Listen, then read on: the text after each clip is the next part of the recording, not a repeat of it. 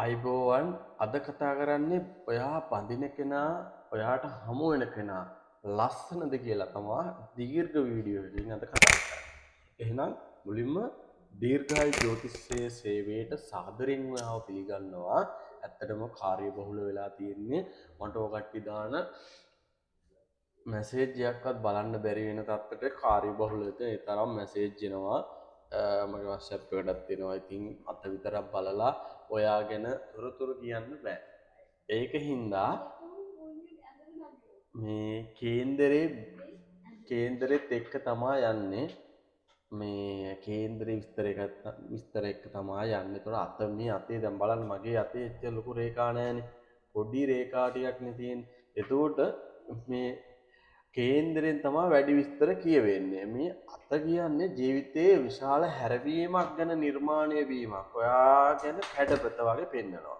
එතකොට ඔයා බඳින කෙනා ලස්සන කෙනෙක්ද කියලා හස්තයෙන් පෙන්වන සුවිශේෂී සටහනක් තියෙනවා. මේක නම් හරි සත්‍ය පිහිටීමක්. ඉතින් මගේ අතෙත් ඔය කට්ටියට පේනවා ඇති. දැන්ට මේ තියෙනවනේ ඇත්ත සුවිශේෂී පිහිටීමක්. මේ එතකොට මටත් හම්බෙලා තියෙනවා මේ ලස්සන කෙනෙක්. ඉතින් ඒක ඇත්ත. මේ කර්මය මේ සිකුරු මණ්ඩලයේ කියවිලා තියෙන්නේ. එතකොට මේ සටහන මේ මහා පොට ඇඟිල්ලට ආසන්නී එක රේඛාවක්. එතකොට මේක 180ක් විතර බලන හැම කෙනාගේ අතේ තියෙන. ඇත්තට සාර්ථක වෙලා තියෙනවා. මෙන්න මේ ආකාරයෙන් ඉහළට යන තනි රේඛාවක්.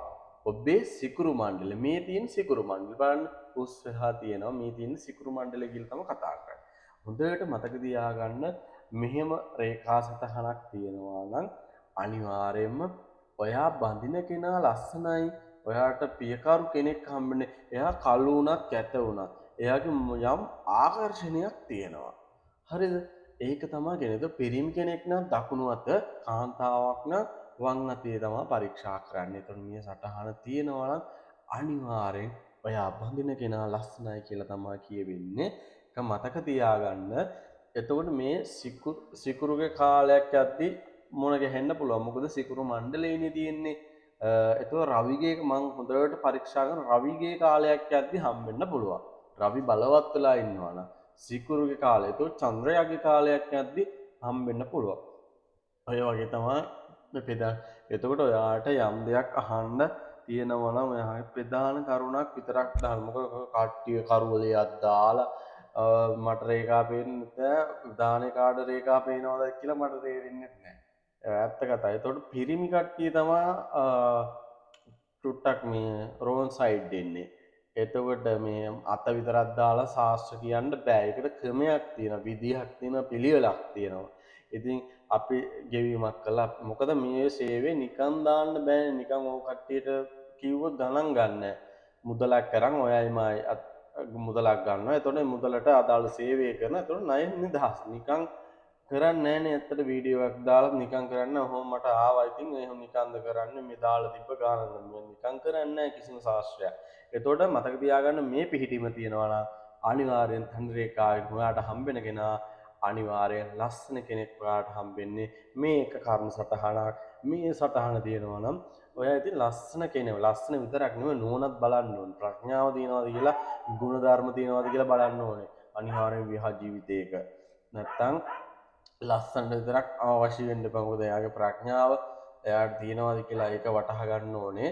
එතකොට මේකෙන් කියන්නේ අනිවාර්යෙන් මේ කර්ම සටහන හොඳට බලන්න. ඔයාට මෙහෙම සිකුරු මණ්ඩලයේ මේ තමයි සිකුරු මණ්ඩලයේ මෙන්න මේ මහා පොට ඇඟිල්ලට ආසන්නින් තියෙන්නේ. එතකොට මෙහෙම තනි රේඛාවක් තිබ්බොත් ලස්සන කෙනෙක් හම්බෙන්නේ. මටත් හම්බෙලා දිනවා ලස්සන කෙනෙක් දවසක කසත් ජීවිතයෙන් බඳින්නෙත් ලස්සන කෙනෙක් තමයි. ඔයා ඔන්න කල්තියායක මොකද මට ප්‍රත්‍යක්ෂ වෙන්න එපා. මේ මගේ කේන්දරය අනුව මගේ හස්ත රේඛාව අනුව මට සත්‍යයි. මම තව කෙනෙක්ට කියන්න බෑනේ මට මගේ හස්ත රේඛා සත්‍ය නැතුව. මොකද මම බලන අයටත් කියනවා. මම බලන අයටත් මගේ පිහිටීමේ කට්ටිය තිබ්බත් කියනවා. එහෙම තමයි මම. එතන බලපු අය දන්නා මම කොහොම කෙනෙක්ද කියලා. ආවාට ගියාට කියන්නේ නැහැ. මොකද රියක් කියලා වැරදුනොත් මේ ලැජ්ජ වෙන්න ඕනේ නැහනේ. ඒක හින්දා ඒක පිළිවෙලකට ගිහින් තමයි කියන්නේ. එතකොට එකපාර කියන්න ඔයාට ගෙවීමක් කළා අපි සේවය ගන්න. එතකොට බොහෝ මැසේජ් එනවා. එහෙනම් මතක තියාගන්න ඔන්න පොල් වීඩියෝ එකක් ගෙනාවා. මේ රේඛාවක් තියෙනවා ඔයාට හම්බෙන්නේ අනිවාර්යෙන් ලස්සන කෙනෙක්. එහෙනම් පරිස්සමෙන් බුදු සරණයි කියලා සිල් දනාට ප්‍රාර්ථනා කරන දීර්ඝායු ජ්‍යොතිෂය සමග සම්බන්ධ වෙලා ඉන්න ඔකට මේ අපි වීඩියෝ දානවනේ. එතකොට මේ ශාස්ත්‍රය අවසාන වෙනකන් ඉගෙන ගන්නත් පුළුවන්. හැබැයි අවසානයක් ඉගෙන ගන්න අමාරුයි මහමුද වගේ හැමදාම ඉගෙන ගන්න. මොකද එක එක්කෙනාට පාඩ රේඛා ශාස්ත්‍රය වෙනස්. ඒකින්ද කේන්දරෙත් එක්ක තමයි යන්නේ මැසේජ් එකක් දාද්දි හොඳට මම කියන දේ අහන්න කේන්දරෙත් එක්ක තමයි මේ විස්තර යන්නේ. අනිවාර්යෙන් එහෙනම් මොකද නෝට් එකක් මම දානවා ඒක කියවන්න. එතකොට වෙලාවයි උපන්දිනේ ඉපදුණු ස්ථානයයි ඔය ටික තමයි වෙන්නේ. ඒ වෙලාවට ලග්නය. එච්චරයි. මහ ලොකු දෙයක් නෑ. ඒ අනුව තමයි මේ ශාස්ත්‍ර දෙකම ඕනේ. නැත්තම් අපහසුයි. එහෙනම් ඔබට දීර්ඝායු ලැබේවා. ආයුබෝවන්.